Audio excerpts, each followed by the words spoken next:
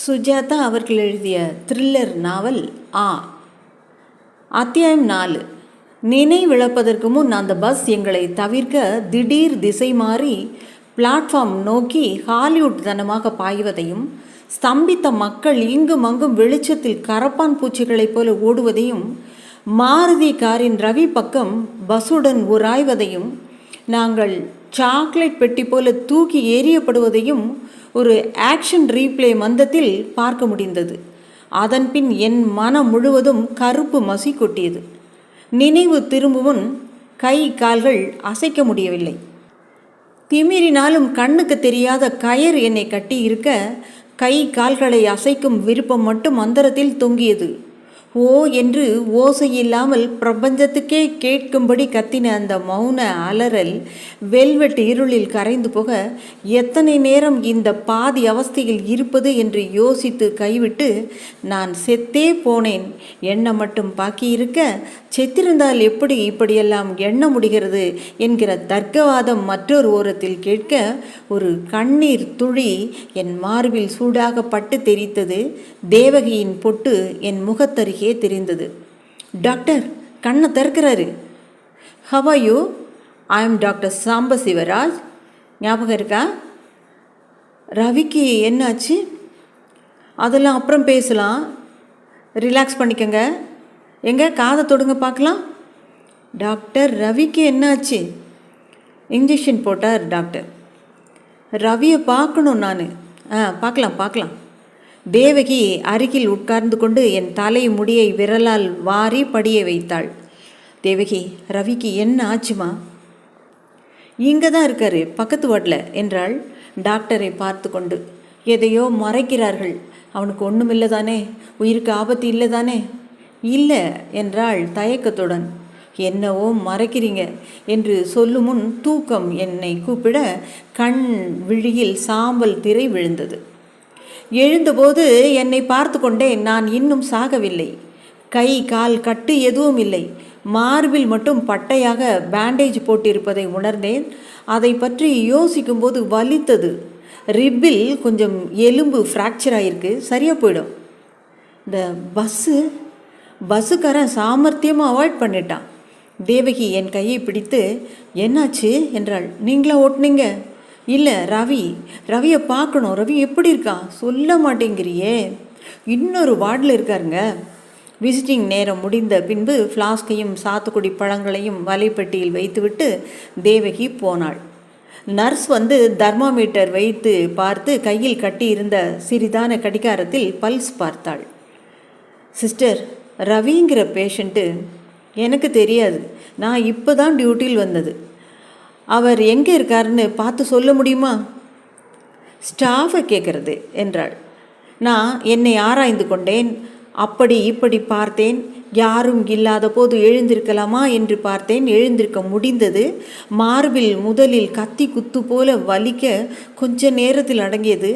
என்ன இடது பக்கத்தில் கொஞ்சம் திரவம் கசிந்தது. போர்வையால் மூடிக்கொண்டேன். நடுராத்திரி வார்டின் தலைப்பக்கத்தில் மேஜை மேல் குனிந்தபடி டியூட்டி நர்ஸ் தூங்கி கொண்டிருந்தாள். நான் நன்றாக போர்த்தி கொண்டு மெல்ல எழுந்தேன். தரையில் கட்டிலுக்கு அருகில் ரப்பர் செருப்பு வைத்திருந்ததில் கால்களை செருகி கொண்டு மெல்ல எழுந்து நின்றேன். சர்வ பாகங்களிலும் ஒரு வலி ஓடியது. சுதாரித்து கொண்டேன். 15 செகண்ட் அப்படியே நின்றேன். எனக்கு ரவியை பார்க்க வேண்டிய கட்டாயம் இருந்தது. அது எனக்கு தெம்பளித்து செலுத்தியது. விளக்குகள் தணிக்கப்பட்டிருந்தன. என் நிழல் என்னை அழைத்து சென்றது. அந்த வார்டில் ரவி இருப்பான் என்று தெரியாமல் ஒவ்வொரு வார்டாக எட்டி பார்த்தேன். எல்லாரும் போர்வை குன்றுகளாக அரை இருட்டில் படுத்திருந்தார்கள். என்ன பைத்தியக்காரத்தனம், திரும்பி வந்துடலாம் என்று திரும்பி நடக்கும்போது காரிடார்கள் எல்லாமே ஒரே மாதிரியாக இருந்ததால் எதில் திரும்பினேன் என்று தெரியவில்லை. வழி தவறிவிட்டேன். இப்பொழுது பயம் என்னை ஆட்கொண்டது. திரும்ப என் படுக்கைக்கு எப்படி போகிறது? வார்டு நம்பர் கூட தெரியாது. இப்போ தான் ஆஸ்பத்திரி அமைப்பில் இருந்த ஒரே மாதிரி தன்மை உணர்ந்து என் கால்கள் நடுங்க துவங்கின. எங்கேயாவது உட்கார நினைத்தால் வார்டு பாய்கள் எல்லாம் ஸ்டூலில் உட்கார்ந்தவாறு தூங்கி கொண்டிருந்தார்கள். ஒரு கணம் என்னுள் இப்படியே நடந்து வாசப்படிக்கு போய் வெளியே சாலைக்கு ஓடி போய் டாக்ஸி பிடித்து வீட்டுக்கு போயிடலாம் என தோன்றியது. ஏய், யாருப்பா அது இங்கே நிற்கிறது? சார், இங்கே ரவின்னு ஒரு ஆள். நீ யார்? பேஷண்ட்டா? இல்லை, ரவிங்கிறவரை கொஞ்சம் ஒத்துப்பா. க்ரீச் என்று எண்ணெய் போடாத சக்கரங்களில் எனாமல் பெயர்ந்த தகர வண்டியில் ஒரு உடல் தரையில் முரண்பாடுகளுக்கு ஏற்றவாறு ஆடிக்கொண்டே வர, என்ன பேர் சொன்ன? ரவி என்றேன் அதை பார்த்து கொண்டே. அவன் பதிவேட்டை பார்த்து, இந்த ஆளு பேர் கூட ரவி தான் போலிருக்கே. இவருக்கு என்ன, செத்து போயிட்டாரு. மார்ச்சுரி கொண்டு போகிறேன், பார்க்குறியா? இந்த ஆளு தான் நான். அந்த போர்வையில் இரத்த கரை இருந்தது. வேண்டாம், ரவின்னு எத்தனையோ பேர் இருப்பாங்க, நான் பார்க்கல, நீங்கள் அதை திறக்காதீங்க. நான் சொல்லுவதை கேட்காமல் அவன் சரையல் என்று திறக்க, ஆக்சிடெண்ட்டில் செத்து போயிட்டாரு, போலீஸ் கேஸ் ஆயிடுச்சா? அவன் சொன்னது எந்த விதத்திலும் என் மனதில் பதிவாகவில்லை. அந்த முகம், வலது பக்கத்தில், குறிப்பாக இடது பக்கத்தில் அந்த முகம் சரியாகத்தான் இருந்தது. வலது பக்கம் கொஞ்சம் பட்டையாக இரத்த தேய்ச்சலாக ஒரு குதறல் வெளியே வந்து கண் ஒன்று தன் இருப்பிடத்தை விட்டு புறப்பட்டிருந்தது. ரொம்ப கஷ்டமாயிருச்சு. பாடியை ஒரு மாதிரி சைஸ்க்கு கொண்டாடுறதுக்கு பீஸ் பீஸாக அள்ளிக்கிட்டு வந்தாங்க. இன்னும் காலு பொருந்தலை, காருக்குள்ளேயே தான் இருக்குது காலு. இந்த ஆள் தானா? அவன் சரியாக அந்த முகத்தை திருப்பி, இப்போ பாரு, கொஞ்சம் முகம் தெரியுதுல்ல, அடையாளம் தெரியுதா? ரவிதான் அது. நான் அப்படியே சரிய தன் வண்டியை புறக்கணித்து என்னை பிடித்து, சிஸ்டர் சிஸ்டர், இருந்தால் விழுவுறாரு, பிடிங்க சிஸ்டர் என்று அழைத்தான். நான், என்னை கூட்டிகிட்டு போங்க, வீட்டுக்கு போகணும், எனக்கு தண்ணி குடிக்கணும், மூச்சு முட்டுது, என்னை அழைச்சிட்டு போங்க என்று என்னென்னவோ சொன்னேன். யார் வந்தார்கள், யார் என்னை அடையாளம் கண்டார்கள், யார் அழைத்து சென்றார்கள் என்று சரியாக ஞாபகம் இல்லை. நர்ஸ் காலையில் வந்து குட் மார்னிங் என்றாள். தேவகியை வர சொல்லுங்க. வருவாங்க, விசிட்டர்ஸ் நேரம் இன்னும் அரை மணி நேரம் ஆகும். என்ன சாப்பிட்றீங்க? ஜூஸு? ரவி செத்து போயிட்டான். எந்த ரவி? யார் ரவி? என் ஃப்ரெண்டு. நீங்கள் உயிரோடு தானே இருக்கீங்க, சந்தோஷமாக இருங்க, வாயை திறங்க என்று தெர்மாமீட்டரை என் வாயில் செருக்கினாள். மறுபடி நாடி துடிப்பை பார்த்து இரத்த அழுத்த கருவியை எடுத்து என் புஜத்தில் சுற்றினாள். தெர்மாமீட்டரை எடுத்து, டெம்பரேச்சர் இருக்குது, நான் டியூட்டி டாக்டரை வர சொல்கிறேன், ஒரு பேராசிட்டமால் மாத்திரை வாங்கிக்கோங்க என்ன என்றாள். குட் மார்னிங் என்று ஒரு படையாக 6 டாக்டர்கள் உள்ளே வெள்ளை கோட்டுகள் சிறகடிக்க வந்தார்கள். அதில் சாம்பசிவராவ், தாமோதர் இருவரையும் அடையாளம் கண்டுகொள்ள முடிந்தது. He is all right, miraculous. ஒரு ஸ்பைனல் டாப் எடுத்துங்க. ஸ்கேன் என்னைக்கு எடுக்கணும் டாக்டர்? டாக்டர் சாம்பசிவராவ், ரவி. தினேஷ், காலையில் சொல்லலான்னு இருந்தேன். ரவி இறந்து போயிட்டாரு. டிரைவரு சைடு ஸ்டியரிங் மாரில் பாஞ்சு ஹெட்லைட் பகுதி முகத்தின் மேலே கீறிடுச்சு. நான் பார்த்தேன் டாக்டர். என்ன பார்த்தீங்களா? ஏன் கேட்குறீங்க? ராத்திரி கலாட்டா பண்ணிவிட்டாரு, பெட்டை விட்டு எழுந்து மாச்சோரிக்கு போயிட்டாரு. என்ன சிஸ்டர், என்ன ஆஸ்பத்திரி இது? என்கொயரி போட்டிருக்காங்க matron. This is ridiculous. Doctor, Ravi செத்ததுக்கு நான் தான் காரணம். ஈஸி அதெல்லாம் இல்லை. It was an accident. இல்லை, அந்த குரல் தான் என்ன. அந்த நர்ஸ் என் கையை பிடித்துக்கொள்ள யாரோ என்னை இடது பக்கம் திருப்பி, தினேஷ்குமார், இது வலிக்கவே வலிக்காது, என்ன பயப்படாதீங்க. என்ன பண்ண போகிறீங்க? Just a final tap, take it easy. Doctor, நான் தான் ரவியை. Be quiet. நான் தலையை திருப்பி என் முதுகு பக்கம் என்ன நடக்கிறது என்று எட்டி பார்த்தேன். டாக்டர் சர்ஜிக்கல் கையுறை அணிந்திருந்தார். முதுகில் ஆல்கஹால் ஸ்வாப் தடவி அழுத்தினார். இன்ஜெக்ஷன் போட்டு அனஸ்தியாவோ ஏதோ கொடுக்க அந்த இடம் மரத்து போயிற்று. பிளாஸ்டிக் பெட்டியில் சீல் வைத்திருந்த கிட் பாக்ஸை கிழித்து திறந்து ஒரு 6 அங்குல ஊசியை எடுத்தார். ஜெயலட்சுமி டீச்சர் என் அருகில் வந்து, எங்கே எழுது பார்க்கலாம் என்றாள். ஊசி. அத்தியாயம் 5. அவர் அந்த 6 இன்ச்சு ஊசியை என் முதுகில் திறமையாக செலுத்தி என் உள் நரம்பை தேடினார். வலிக்கவில்லை தான், இருந்தும் உள்ளங்காலில் குறு என்றது. சற்று நேரத்தில் ஐ காட் இட் என்றார் புன்னகையுடன். இங்கே தான் எல்லா ரிஸ்க் வேலையும், மணிக்கட்டை வச்சு நிரடணும். Want to try Radhika? ஐயோ நோ என்றேன். நீங்கள் சும்மா இருங்க. அந்த ஊசியின் உள் சொருக்கி இருந்த கம்பியை உருவ ஒரே ஒரு முத்து போல துல்லியமான திரவம் சொட்டியதை வாங்கி கொண்டு, பேஷண்ட்டுக்கிட்ட இருந்து ஒரு சத்தம் வந்ததா பார்த்தியா? இதுதான் அனுபவங்கிறது. Mister Ramesh, do you feel anything? நான் தினேஷ் சார் என்றேன். பிளாஸ்டரி ஒட்டிரு. தேங்க்யூ ராதிகா என்று தன் வெள்ளை சிறகை விரித்து பறந்து செல்லும் முன் ஒரு சீரியல் 7 டெஸ்ட் எடுத்துருங்க என்றான் டாக்டர். சரி சார். அந்த பெண் டாக்டர் என்னை பார்த்து புன்னகைத்தாள். டாக்டருக்கு எதுக்கு லிப்ஸ்டிக்கு எனக்கு புரியலை. உட்காருங்க மிஸ்டர். தலைமாட்டில் இருந்த கார்டை பார்த்து, தினேஷ்குமார், இப்போ நீங்கள் என்ன பண்ணுறீங்க? 100லேருந்து ஆரம்பித்து ஒரு 7 கழிச்சிக்கிட்டே வாங்க. எதுக்கு? இது ஒரு டெஸ்ட்டு, சீரியல் 7ன்னு. 93, 86, 79. எழுந்து நில்லுங்க. நின்றேன். கொஞ்சம் நடங்க. நடந்தேன். அந்த பெண் பெரிய தாளில் டிக் மார்க் போட்டுக்கொண்டு தன் சகாக்களுடன் பேசிக்கொண்டால் நான் இருப்பதை பொருட்படுத்தாமல். Looks like a personality change. நேராக பார்க்க மாட்டேங்கிறார் பாரு. மிஸ்டர் தினேஷ், உங்கள் மூக்கில் விரலை வச்சுக்கிட்டு என் கையை தொடுங்க. அவள் கை சில் என்று இருந்தது. லேசாக வியர்வை ஈரமும் இருந்தது.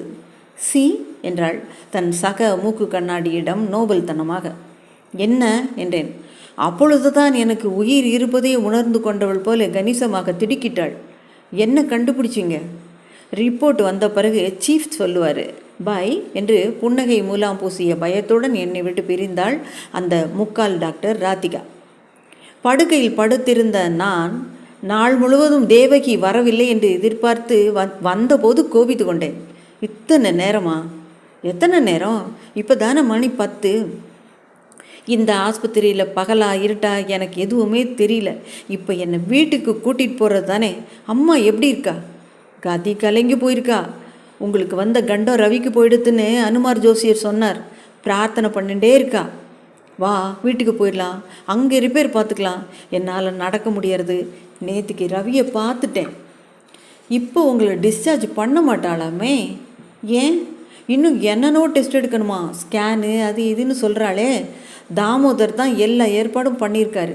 பீட்டர்சன் அங்கே வந்து உங்களை வந்து பார்த்தா இங்கே வந்தானா? யார் வந்தா யார் வரல எதுவும் எனக்கு தெரியல. கண் முன்னாலே அந்த உடல் தான் நிற்கிறது. தேவ், என்ன ஆச்சு தெரியுமா?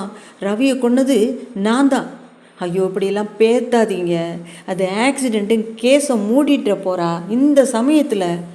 அப்போது ஒரு போலீஸ் அதிகாரி தன் பிரம்பை லேசாக ஆட்டி கொண்டு வந்து என்னை பார்த்து முரட்டு மீசை கடியில் பெரிதான பற்களால் புன்னகைத்து, ஹவ் ஆர் யூ தினேஷ்குமார்? உங்ககிட்ட ஒரு ஸ்டேட்மெண்ட் எடுத்துகிட்டு கேஸை க்ளோஸ் பண்ணிடலாம். இன்ஸ்பெக்டர், என்ன ஆச்சுன்னா நான் சொல்கிறேன் கேளுங்க.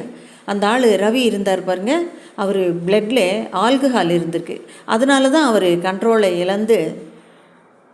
இல்லை, நான் ஐ ஹியர் வாய்ஸஸ். ரமண மகரிஷிக்கு கூட சின்ன வயசில் குரல்லாம் கேட்டுதான் என்றாள் தேவகி. ஏய், அதுக்கும் இதுக்கும் சம்மந்தம் இல்லை.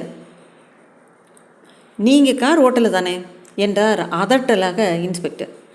ஆமாம். இல்லை. அப்போ ஆளை விடுங்க. அதில் உங்கள் ஸ்டேட்மெண்ட் இருக்குது, கையெழுத்து போட்டு கொடுங்க. நான் ஸ்டேட்மெண்ட்டே கொடுக்கலையே.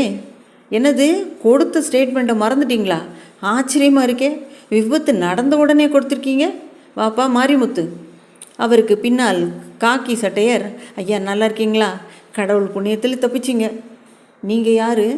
நான் தான் பஸ் டிரைவர் மாரிமுத்து. அந்த 23A ரூட்டை அன்னைக்கு ஓட்டிக்கிட்டு நான் தான் வந்தேன். என்ன தான் தபாச்சிட்டு நான் பிளாட்பாரத்தில் ஏறிட்டானாலும் அங்கே போகிக்கு டயரு குப்பை கொளுத்தி விட்டுருந்தாங்க. நல்ல வேளை பஸ்ஸு பற்றிக்கலை. அப்பொழுது ஒரு சக்கரை நாற்காலி வந்து அதில் என்னை உட்கார வைத்து அள்ளி கொண்டு போனார்கள். எங்கே போகிறீங்க என்று நான் கேட்டது யாருக்குமே காதில் விழவில்லை. அகலமான வாயை திறந்து அதில் 2-3 ஸ்ட்ரெச்சர்களுக்கு இடம் இருந்தது லிஃப்டில். அதில் என் நாற்காலியை நுழைத்து நிறுத்தினார்கள். அருகில் இருப்பவர் என்னை பார்த்து, ஹலோ, நீங்களும் ஆப்ரேஷனா என்றார். இல்லை என்றேன். எனக்கு மண்டையில் ஹோல் போட போகிறாங்க, டியூமர் எடுக்க என்றார் ஏதோ சினிமா போகிறவர் போல. சதாசிவராவ் தான் பண்ண போகிறார், உயிரெல்லாம் எழுத வேண்டாம்னுட்டார். அவ்வளோ நம்பிக்கை. அவர் சிரிப்பில் 20 வருஷ புகையிலை இருந்தது. நான் மற்ற பிரிவுக்கு அழைத்து செல்லப்பட்டேன். கண்ணாடி திரைக்கு பின்னால் அரை இருட்டாக இருக்க அந்த பக்கத்தில் இரும்பு படுக்கையும் ஒரு குகையும் தெரிந்தன. உடை மாற்றிவிட்டு ஏறக்குறைய நிர்வாணமாக லூஸாக காட்டன் போட செய்து என்னை படுக்க வைத்தார்கள். டாக்டர், ஆப்ரேஷனா என்றேன் புரியாமல். இல்லை, ஸ்கேன் எடுக்க போகிறோம். வலிக்குமா? சேச்சே, என்ன சார் நீங்கள் ஸ்கேன் பற்றி படித்தது இல்லையா? எல்லாம் உங்கள் கம்ப்யூட்டர் சமாச்சாரம்தான். எனக்கு சாஃப்ட்வேர் பற்றி தான் தெரியும். அதில் சிக்னல் ப்ராசஸிங் எல்லாம் வரும். இல்லை, வலிக்காது. கொஞ்ச நேரம் அசையாமல் படுத்துக்கங்க, அவ்வளோதான். தூங்கினா கூட பரவாயில்ல. கான்ட்ரி என்று சொல்லப்பட்ட பகுதி அந்த ஹைடெக் வட்ட வடிவ குகையின் பல ஆழத்தில் நுழையும் போது கண்களை இறுக்க மூடிக்கொண்டேன். வயிற்றில் ஒரு பய மிக்சி இயங்கிக் கொண்டிருந்தது. அத்தியாயம் 6. தினேஷ்குமார், கண்ணை தரங்க, டெஸ்ட் ஆயிடுச்சு. பயப்பட்டீங்களே, கொஞ்சமாவது வலி இருந்ததா? பளிச்சென்று என் கண்களில் வெளிச்சம் உறுத்த அந்த கதப்பை விட்டு நிகழ்காலத்துக்கு வந்தேன். மானிட்டர் திரை என் மூளையின் பாகங்களை வரைந்து காட்டியது. மானசீக ரம்பம் ஒன்று மண்டையை வெட்டி திறந்து வைத்தது போல இருந்தது. என்ன சார், எனிதிங் ராங் என்றேன். நான் இங்கே டெக்னீஷியன் தான். டாக்டர் தாமோதர் தான் வந்து பார்க்கணும். அவர் தான் வந்து பார்த்து சொல்லுவார். ஏதாவது தப்புனா சொல்லிடுங்க சார், எந்த ஷாக்கையும் நான் தாங்கிக்குவேன். இல்லை சார், அதெல்லாம் இல்லை. நீங்கள் தாமோதரை பாருங்கள், மண்டைக்குள்ளே குரல் கேட்டுகிட்டே இருக்கு மிஸ்டர் என்றேன் புகாருடன். எல்லாத்தையும் வழி பண்ணிடுவார், ரொம்ப கெட்டிக்காரர் அவர், கவலைப்படாதீங்க. சட்டை பனியன்களை திரட்டி கொண்டு டாக்டர் தாமோதரின் வெள்ளி ஆஃபீஸில் காத்திருந்தேன். கொஞ்ச நேரத்தில் அவர் கூப்பிட்டு அனுப்பினார். உட்காருங்க. உட்கார்ந்தேன். சுற்றிலும் பார்த்தேன். அத்தனை நரம்புகளும் போட்ட மனித மேப் தொங்கிக் கொண்டிருக்க மேஜை மேல் இருந்த புத்தகம் நியூரோ என்றது. அவர் என் மூளையை ஸ்கேன் எடுத்த செக்ஷன்களில் 4 ஃபோட்டோக்கள் இருந்தன. பிரிண்ட் அவுட் இருந்தது. அதை உன்னிப்பாக பார்த்து கொண்டே என்னை பார்க்காமல் பேசினார். I have some news for you. Doctor, நல்ல செய்தியா இல்லைன்னா கெட்ட செய்தியா? ரெண்டும் தான். சொல்லுங்கள். உங்களுக்கு ஒரு ஆப்ரேஷன் பண்ண வேண்டியிருக்கோம். Let me frank. தாமோதர் என்னை ஒரு மாதிரியாக பார்த்தார். நான் பயத்துடன் புன்னகைத்தேன். அதுக்கு முன்னாடி உங்கள் எண்ணங்களை பற்றி கொஞ்சம் சொல்லுங்கள். அந்த மாதிரி குரல் கேட்குதே, அதை பற்றி சொல்லுங்கள். அது யார்? உங்கள் குரலா, கடவுளுடைய குரலா, இல்லை கிரிக்கெட் கமெண்ட்ரி கேட்குற மாதிரி குரலா? உங்கள் செயல்களை அது விமர்சிச்சுக்கிட்டே இருக்கா? நான் யோசித்து, நீங்கள் சொல்கிற 3மே தெரியுது. சில சமயத்தில் என் குரலாகவும் இருக்குது, சில சமயத்தில் இல்லை யாராவது உங்களை பார்க்குற மாதிரி தோணுதா? இல்லை, அப்படிலாம் இல்லை. அவர் என்னை கண் கொட்டாமல் பார்த்து, நீங்கள் நான் சொல்கிற விஷயத்தை பற்றி கொஞ்சம் பேசுங்க. என்ன பேசணும்? ஏதாவது கண்களை பற்றி பேசுங்களேன். என்ன பேச? உங்கள் மனசில் என்ன வருதோ அதை பேசுங்க. நான் யோசித்தேன், பேசினேன். கண்கள், எல்லாருக்கும் கண்கள் இருக்குது. எனக்கு இருக்குது, உனக்கு இருக்குது, எங்கள் ப்ரொஃபஸருக்கு இருந்தது. ப்ரொஃபஸர் நல்ல பாடுவார். பாடுபட்டா பலன் கிடைக்கும் தன்னாலே, பறந்தோடி போகும் ரேஷன் கார்டு தன்னாலே. ஓ மாடுகளா, உண்மையாய் உண்மையில்லை பொய் உரையாமல் டாக்டர் புன்னையுடன் போதும் போதும் போதும் என்றார். அவர் காகிதத்தில் லூஸ் அசோசியேஷன் என்று எழுதினார். மிஸ்டர் தினேஷ், உங்கள் பிரைனில் ஒரு இடத்துல லீஷன் மாதிரி தெரியுது, அல்லது சின்னதாக ஒரு டியூமர் மாதிரி இருக்குது. அது உறுத்திட்டுருக்கு. அதனால தான் உங்களுக்கு இந்த மாதிரி குரல் எல்லாம் கேட்குது. எங்கே டாக்டர்? வேர்னிக்ஸ் ஏரியான்னு பின்னால் இருக்குது. அதுதான் மொழியை உணர தேவையான பகுதி. அதில் சின்னதாக கீற்று மாதிரி தெரியுது பாருங்கள் என்று அந்த கம்ப்யூட்டர் படத்தை காட்டினார். எனக்கு கீற்றும் தெரியவில்லை, தீற்றலும் தெரியவில்லை. எதுக்கும் ஒரு செகண்ட் ஒப்பீனியன் ஒன்று எடுத்துடலாம். மேலும் சரியாக இதை கண்டுபிடிக்கிறதுக்கு என்எம்ஆர் ஸ்கேன் அப்படின்னு ஒன்று இருக்குது. அப்போலோவில் அதையும் எடுத்துக்கிட்டு ஆப்ரேட் பண்ணால் எல்லாம் சரியாக போயிடும். Operation simple procedure. முதல்ல எக்ஸ்டோபிம் அப்படின்னு இருக்கும்போது நினச்சேன், அது இல்லை. உங்கள் டோபமின் லெவல் எல்லாம் நார்மலாக தான் இருக்குது. நிச்சயம் ஃபிசிக்கலாக பருப்பு மாதிரி, திப்பி மாதிரி, கட்டி மாதிரி இருக்குது. ஆப்ரேஷன்னா எப்போ பண்ணுவீங்க? அடுத்த வாரம். அதுக்குள்ளே மருந்துக்கிருந்து ஏதாவது கொடுத்து இந்த குரல் கேட்குறதே அதை எடுத்துட முடியாதா? பார்க்கலாம். ஆப்ரேஷன் பண்ணால் சரியாக போயிடுமா சார்? பள்ளிங்கு மாதிரி ஆகிடும். மருந்து கொடுத்தெல்லாம் குணப்படுத்த முடியாதா? இல்லை, மாத்திரை இப்போ கொடுக்குறேன், அதை சாப்பிட்டுட்டு போட்டுட்டு படுத்து தூங்குங்க. தூங்கிடுங்க. எண்ணங்களை ரத்து பண்ணி பாருங்கள். என்எம்ஆர் ஏற்பாடு பண்ணிவிட்டு நாளைக்கு ஃபோன் பண்ணுறேன். கொஞ்ச நாளைக்கு ஆஃபீஸ் பக்கம்லாம் போகாதீங்க. குழப்ப எண்ணங்களுடன் நான் மறுபடியும் என் அறைக்கு கொண்டு வரப்பட்டேன். அம்மா வந்து என்னை கண் கொட்டாமல் பார்த்தபோது என் கண்களில் நீர் வடிந்தது. யாரோ சூனியம் வச்சிருக்கா. பகவதி கோயிலுக்கு ஒரே ஒரு முறை போயிட்டு வந்தால் எல்லாம் சரியாக போகும். அம்மா, எனக்கு இருக்கிற குழப்பத்தில் இப்போ பகவதி கோயிலை கொண்டு வராத. பயங்கரமாக குரல் கேட்குது, கட்டுப்படுத்தவே முடியல. பீட்டர்சன் வந்திருந்தான். எப்பொழுது ஆஃபீஸ் திரும்பி வரப்போகிற? உனக்காக தான் காத்திருக்கேன். ஸ்பெக்ஸ் எழுதணும். என்னை எப்போ வெளியேற்றுறாங்களோ அந்த கணமே வந்து விடுகிறேன். மூளைக்குள் கேட்கும் குரல்கள் என்னாச்சு? ஸ்கேன் எடுத்து உள்ளுக்குள்ளே ஏதோ டியூமர் இருக்குன்னு சொன்னார். என்எம்ஆர் எல்லாம் எடுக்க போகிறாங்களாம். சரி, அதுக்கு பிறகு அதில் ஊர்ஜிதமாயிட்டா டியூமரை ஆப்ரேஷன் மூலமாக எடுத்து விடலாமா? அதுதான் ஒருத்தலாக இந்த குரல்லாம் கேட்குதான். பீட்டர்சன் இங்கும் அங்கும் பார்த்து நம்பாதே என்றான். எதை? நவீன மருத்துவத்தை, முக்கியமாக மூளையை பொறுத்தவரை. அதனால் இந்த ஆபரேஷனுக்கு சம்மதிக்காதே.